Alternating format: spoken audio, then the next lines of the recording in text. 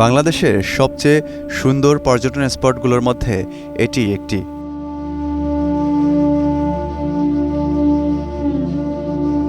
এখানে পাহাড়ের ঢালু থেকে উঁচু পর্যন্ত সবুজে ঘেরা।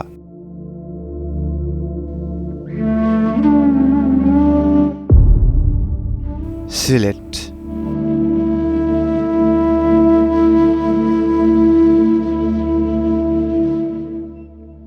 অপরূপ প্রাকৃতিক সৌন্দর্যে সাজানো এই অঞ্চল। এখানকার সৌন্দর্য মুগ্ধ করবে যে কাউকে।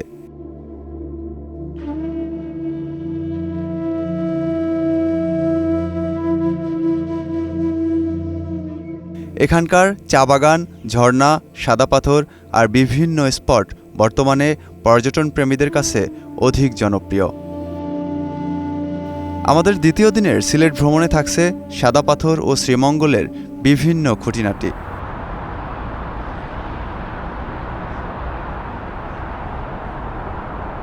তবে এই অঞ্চলটি অনেক আগে থেকেই পবিত্র ভূমি হিসেবে পরিচিতি লাভ করেছে হজরত শাহজালাল রহমতুল্লাহ আলাইহির আগমনের কারণে।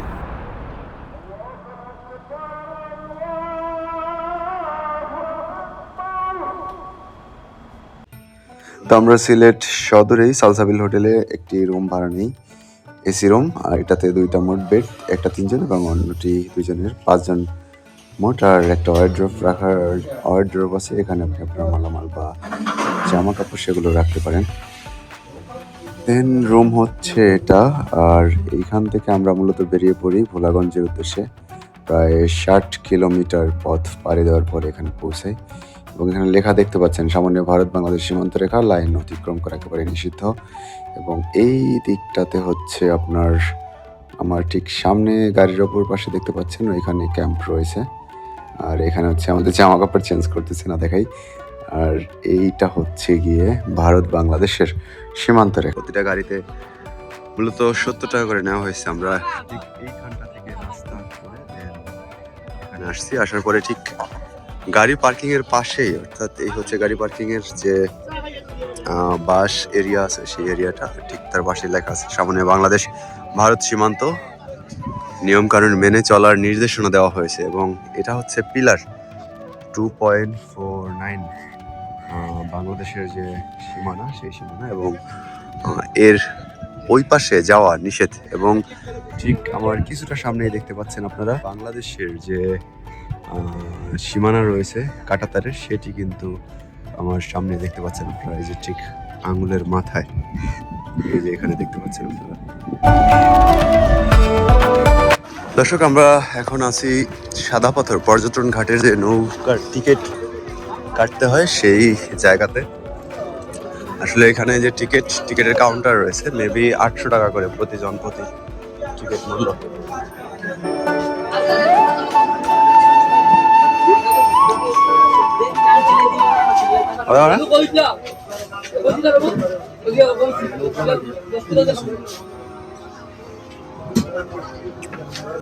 আমরা হচ্ছে একটি নৌকা নিলাম, যেটা সাদা পাথর পর্যন্ত দিয়ে আসবে। আর নিয়ে আসবেন আপনি তো না, আবার আসার সময় নিয়ে আসবে।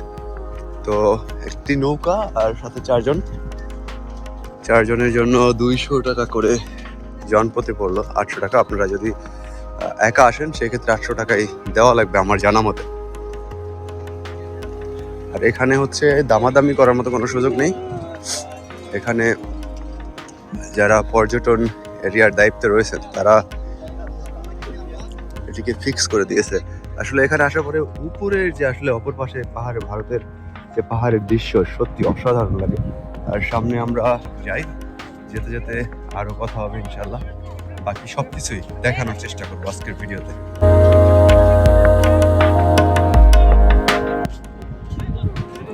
দর্শক, স্বাগত জানাচ্ছি সিলেট ট্যুরের দ্বিতীয় দিনে। আর ঠিক এই সময়তে আমি রয়েছি ভোলাগঞ্জ নৌঘাটে।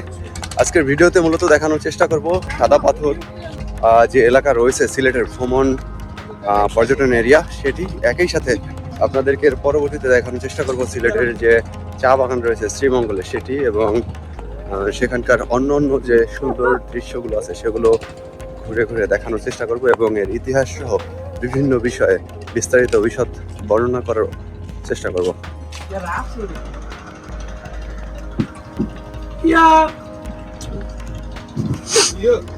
দর্শক, এখানে যতগুলো ট্রলার আছে এর বেশিরভাগ বলতে আসলে সবগুলোই ইঞ্জিন চালিত। আর একটি ট্রলারে 800 টাকা করে ভাড়া প্রতিটি ট্রলারে, যার মধ্যে মূলত 8 জন করে লোক বসতে পারবেন। এর বেশি হলে সেই ক্ষেত্রে হচ্ছে অন্য আরেকটি ট্রলার কিংবা চার্জ বাড়বে, এমনটাই এখান থেকে যতটুকু জিজ্ঞেস করেছি তাতে জানতে পারছি। আমি একটু পেছনের দিকে যাওয়ার চেষ্টা করি আপনাদেরকে নদীর যে সুন্দর দৃশ্য আছে সেগুলো দেখানোর জন্য। এই সাইডটাতে হচ্ছে কারেন্টের বেশ কিছু যে লোহার খাম রয়েছে সেগুলো, আর ঠিক এই পাশটাতে হচ্ছে ভারতের যে সীমানা সেই সীমানা। আর এখানে গড়ে উঠেছে এই নৌপথ অর্থাৎ নৌঘাট। এখান থেকে মূলত সাদা পাথর যাবেন ভোলাগঞ্জ এটি, আর আমরা যাব হচ্ছে মূলত এই দিকটাতে দিয়ে। দর্শক, আপনারা দেখছেন যে আসলে ভারতের মেঘালয়ের সুন্দর পাহাড়গুলো একটার পাশে আরেকটা বড় লম্বা লম্বা পাহাড়গুলো আসলে দেখতে পাচ্ছেন। এত সুন্দর দৃশ্য। আপনারা যদি সিলেটের ভোলাগঞ্জ আসেন, ভোলাগঞ্জ দিয়ে সাদা পাথর যাওয়ার পথেই এই পাহাড়গুলো দেখতে পাবেন। আমার হাতের ওই পাশটাতে কিন্তু ভারতের বর্ডার রয়েছে এবং আমরা এই নদীটার এই দিক হয়ে যাব। অ্যান্ড আজকের ভিডিওতে সাদা পাথরের আদ্যপান্ত এবং কোথা থেকে পরিবেশের ভারসাম্য রক্ষায় পাথর কিভাবে কাজ করে সেই বিষয়েও বলার চেষ্টা করব। দর্শক, আল্লাহ তাআলার সৃষ্টি যে কত সুন্দর, এই সৃষ্টির প্রশংসা করে কিংবা এই প্রাকৃতিক সৌন্দর্যের বর্ণনা করে আসলে শেষ করা যায় না। ঠিক তেমনই একটি সুন্দর দৃশ্য আমার সামনে আপনারা দেখতে পাচ্ছেন আমার ফোনে, যে মাঝখানে নদী বা খাল, আর ঠিক তার দুই পাশে সমতল অর্থাৎ মাটি রয়েছে এবং ঠিক তার সামনে এত সুন্দর মনোরম মন কাড়া দৃশ্য।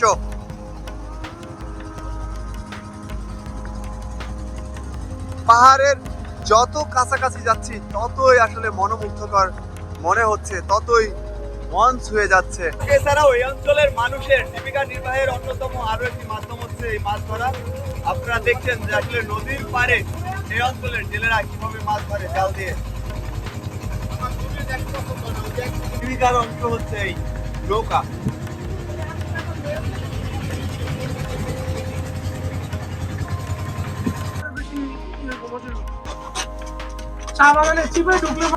দর্শক, সাদা পাথরের এই পাশেও কিন্তু বেশ কিছু দোকানপাট গড়ে উঠেছে। এখানে চায়ের দোকান দেখতে পাচ্ছি, দেখছেন আপনারা।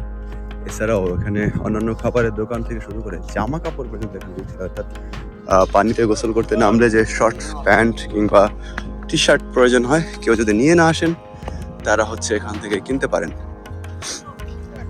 এছাড়াও শরবত, মুড়ি কিংবা রেস্টুরেন্ট হোটেলগুলোতে যে ফাস্ট ফুড রয়েছে, সিঙ্গাড়া, পুরি, এই জাতীয় খাবারও কিন্তু এখানে দেখা যাচ্ছে। একই সাথে এই পাশে ডাব পাওয়া যাচ্ছে।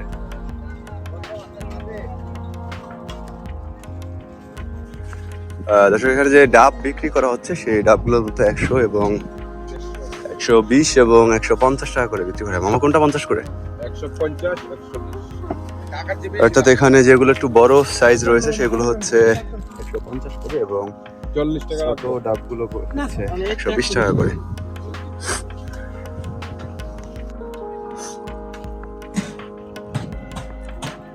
আর এই পাশে আসলে হচ্ছে আপনারা ঘোড়ায় চড়তে পারবেন। মামা, ঘোড়া কত করে, কেমন কি? জন প্রতি 100। সাদা পাথর দিয়ে আসবেন। আসলে এখানে যে ঘোড়া রয়েছে এখান থেকে হচ্ছে জন প্রতি 100 না, 100 টাকা করে নিবে ওনারা, একদম সাদা পাথর পর্যন্ত দিয়ে আসবে। আর আমরা একটু সামনে যাই হেঁটে, যে আসলে কি কি আছে আর সামনে সেগুলো দেখার চেষ্টা করি। এবং এই যে সামনে আসলে এখানকার সবচেয়ে বেশি সুন্দর হচ্ছে পাহাড়। এই এখন পর্যন্ত আমার চোখে যতটুকু পড়েছে, সামনে গেলে তো পাথরের আরো বেশি সুন্দর লাগতে পারে, তবে ওপারের যে মেঘালয়ের যে পাহাড় রয়েছে সেই পাহাড়গুলোর সৌন্দর্যে আপনি মুগ্ধ হবেন। এখানে ভোলাগঞ্জের যে কার পার্কিং এরিয়া রয়েছে সেখানে দাঁড়ালেই এখানে একজন হচ্ছে ঘোড়াকে, একটি বাচ্চা ঘোড়াকে আসলে খাবার দিচ্ছে, সেই দৃশ্য আপনারা দেখছেন। একই সাথে এখানে কিন্তু ছোট্ট ছোট্ট ঘরও রয়েছে। এ বাবু, এই ঘর কিসের? এটা ঘোড়ার ঘর। দর্শক, আসলে এখানে যারা ঘোড়া চড়ান বা ঘোড়ায় মানুষজনের আনা নেওয়া করেন, তারা আসলে এই ধরনের ছোট ছোট ঘর রেখে এই ঘরগুলোর মধ্যে মূলত ঘোড়ার যে খাবার সামগ্রী রয়েছে সেগুলো রাখা হয়। আমি যখন কাছে গেলাম, ঘোড়ার এই ঘরটি তালাবদ্ধ অবস্থায় পেয়েছি। দূরে যে দেখতে পাচ্ছেন আসলে পাহাড়ের চূড়ায় বা পাশে বেশ কিছু বাড়ি ঘর এখানে গড়ে উঠেছে। সম্ভবত এগুলো ইন্ডিয়ার, ভারতের মেঘালয় যে রাজ্য রয়েছে সেগুলোর বাড়িঘর। সত্যি অসাধারণ দেখতে এখান থেকে দূর থেকে। আর ঠিক এই পাশটাতে কোনো রাস্তা আছে কিনা সেটি হয়তো আরও কাছাকাছি গেলে কিছুটা বোঝা যাবে। তবে পর্যটক কিন্তু খুব ভোরবেলা থেকে এখানে আসছেন। আপনারা দেখতে পাচ্ছেন আমার ক্যামেরায় যে পর্যটকরা হেঁটে হেঁটে সেই সাদা পাথরের দিকে যাচ্ছেন।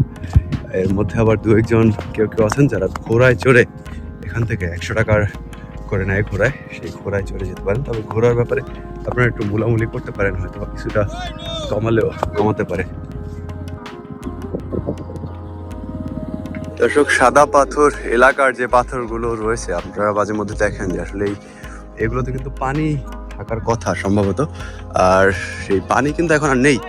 বর্ষার সিজনে আসলে এগুলোতে হচ্ছে পানি নামলে তখন আপনারা এগুলোতে ইয়ে করতে পারবেন আর কি, এগুলোতে পানি পাবেন এবং এখানে পা ভেজানো কিংবা গোসল করতে পারবেন। কিন্তু এখন পানি রয়েছে সামনে, একেবারেই স্বল্প পরিমাণে পানি। আমরা সেখানে যাওয়ার চেষ্টা করবো এবং দেখার চেষ্টা করবো যে আসলে কি অবস্থা সেখানকার। আর সামনে পাহাড়, আর ঠিক তার ডান পাশেও পাহাড়। একই সাথে এখানে বাংলাদেশের পতাকাও রয়েছে। কি তাও বাবা কি লকার কো এগুলো কত করে? সবাই মিলে 100 টাকা। কত সময়ের জন্য? আসলে দর্শক, এখানে দেখছেন যে আসলে লকার পাওয়া যায় 100 টাকা করে হচ্ছে এগুলোর ভাড়া। তো তালা চাবি দেওয়া আছে। আবার এখানে যদি আসেন তাহলে পাবেল মিয়া ওনাদের সাথে যোগাযোগ করতে পারেন যে এটা 100 টাকা করে জনপ্রতি। আপনার যত সময় খুশি এখানে আপনি আপনার মালামাল রেখে, জনপ্রতি নয় আসলে, যত মালামাল এখানে রাখতে পারেন ততটাই, এর থেকে বেশি তো আর না। যতজনের হোক, আশা করি এখানে 5-7 জনেরটা মোটামুটি জামা কাপড় হয়ে যাবে। তো বড় ব্যাগ থাকলে সেক্ষেত্রে 2 জনের বা 1 জনের হয়ে যাবে। আর এখানে 100 টাকা করে নিবে, যত সময় খুশি আপনারা রাখতে পারেন।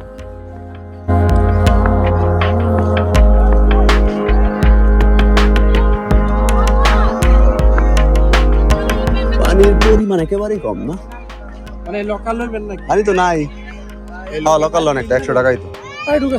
আর এই পাশে আপনারা দেখছেন যে আসলে এই অঞ্চলের যে পানি, সেই পানি কিন্তু আর নাই।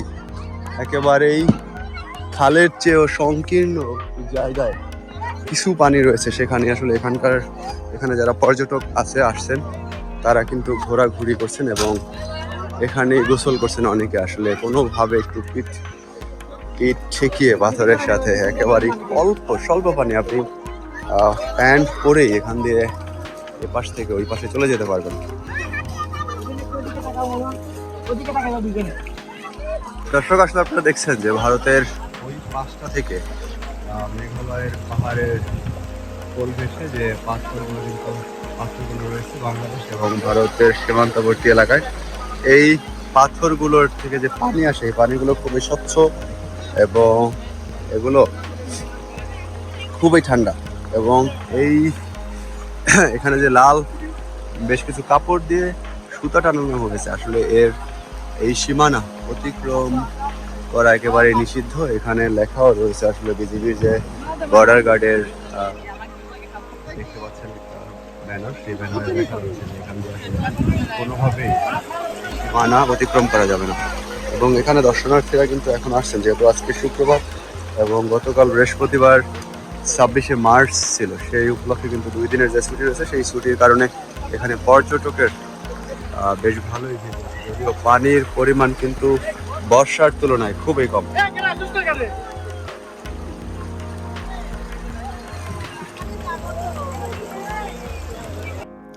দর্শক, আপনারা দেখছেন যে আসলে এখানে যে বিজেপির একটি ক্যাম্প রয়েছে এবং ঠিক তার পাশেই একটি মসজিদ রয়েছে এবং এখানে একটি ব্যানারও রয়েছে যেখানে লেখা যে নির্ধারিত সীমানা অতিক্রম করা নিষেধ এবং বিজেপিকে সহযোগিতা করার বিষয়ে ব্যাপারে অনুরোধ করা হয়েছে। দর্শক, দেখছেন যে আসলে এখানে পানির যে প্রচুর স্রোত, এখানে সবচেয়ে বেশি ভালো হতো যদি আসলে মসজিদের সাথে এই পাশে একটি সংযোগ সেতু বা এই টাইপের কিছু একটা করে দিলে, তবে বিজেপি হয়তো বা তাদের নিরাপত্তা কিংবা এখানকার যে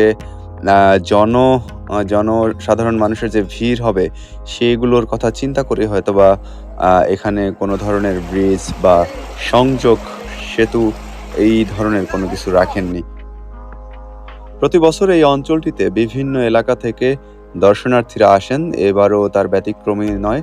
এখানে প্রায় সারা বছরেই দর্শনার্থীরা আসেন, পর্যটকরা আসেন।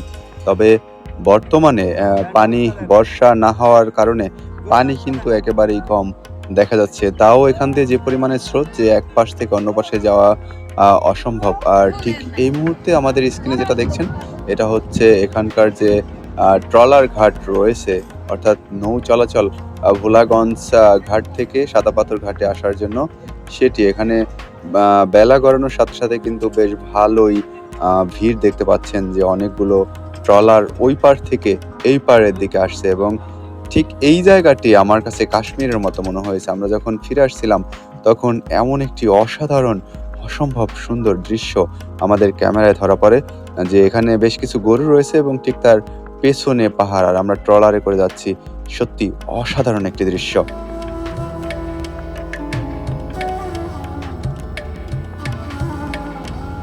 দর্শক, সাদা পাথর দেখার পরে এখন আমরা চলে যাচ্ছি শ্রীমঙ্গলের যে চায়ের বাগান মৌলভীবাজারের সেই দিকে। আসলে রাস্তার যে সুন্দর দৃশ্য, চারপাশে একদম সবুজারণ্য, আর ঠিক রাস্তাও ক্লিন ছিল। মোটামুটি বেশ ভালোই একটা দৃশ্য আমরা পেয়েছি রাস্তায়।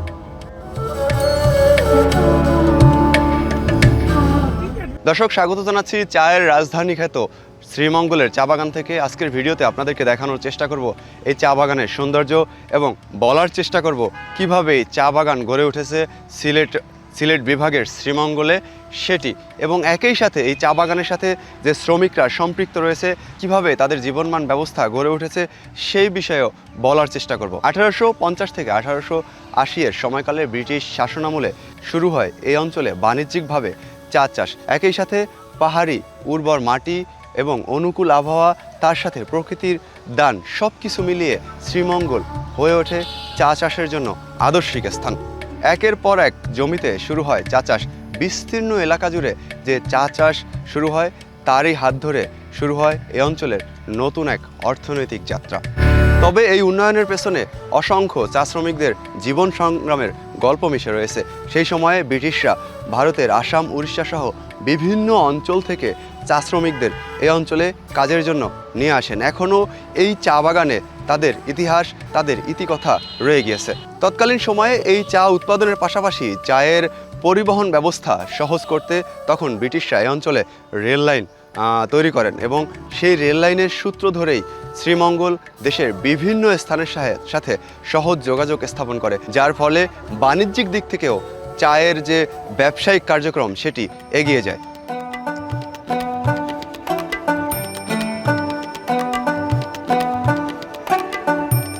আমার হাতের ঠিক সামনে দেখতে পাচ্ছেন একটি চা বাগান। এটি প্রাইভেট প্রপার্টি। আমি উপর থেকে ড্রোন ভিউর মাধ্যমে এটি দেখিয়ে দেওয়ার চেষ্টা করব। আমার ঠিক এই পাশটাতে একটি পাহাড় এবং অপর পাশে আরেকটি পাহাড়, মাঝে ঢালু জায়গা, এবং ঠিক তার সামনে আর একটি পাহাড় আপনারা দেখতে পাচ্ছেন। মোট 3টি পাহাড়ের মাঝে কিন্তু আমি দাঁড়িয়ে আছি, এবং এই দিকটাতে হচ্ছে এক্সিট পয়েন্ট। এইখানে একটা রোড রয়েছে, এই রোড দিয়ে যেতে পারেন যে মানুষ চলাচল করেন, এবং এখানে ভিতরে যে গাড়ি আসে যানবাহন সেগুলো কিন্তু চলাচল করে। এই চা বাগানের সৌন্দর্য আমাকে সত্যি বরাবরই মুগ্ধ করে, এবারও তার ব্যতিক্রম নয়। আর আপনারা যারা ভ্রমণ পিপাসু রয়েছেন তারা আমার চ্যানেলটি সাবস্ক্রাইব করতে পারেন, এবং সিলেটে আসলে চা বাগানে অন্তত একবার আসতে পারেন। এখানে বিভিন্ন ধরনের নূরজাহান, জেরিন সহ বেশ কয়েকটি চা বাগান রয়েছে, যেগুলো এই মৌলভীবাজার বা শ্রীমঙ্গল এলাকায় সবচেয়ে বেশি জনপ্রিয় এবং বেশি সুন্দর।